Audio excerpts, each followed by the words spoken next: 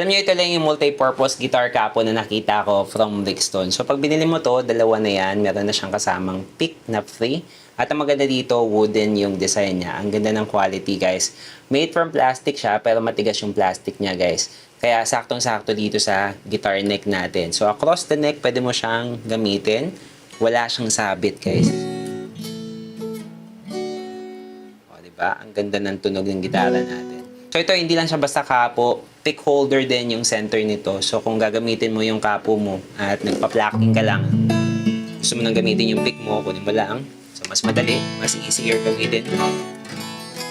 Tapos ito naman guys, meron na rin siyang puller na kasama. So kung magpapalit kayo ng string, i-pull yung mga pins ng gitara mo gamit yung puller niya. Tigas din siya. May ibang color pa to na color black kung gusto nyo rin ng color black na kapo for your guitar. So guys, kung naghahanap kayo ng magandang kapo, alam ko expensive yung mga kapo, pero kung gusto niyo makakuha ng affordable pero maganda yung quality, try nyo tong Rixton kapo. Meron na rin siyang kasama na pick. Maganda yung quality niya pero affordable. So ilalagay ko na lang yung link niyan sa yellow basket or dyan sa baba ng video.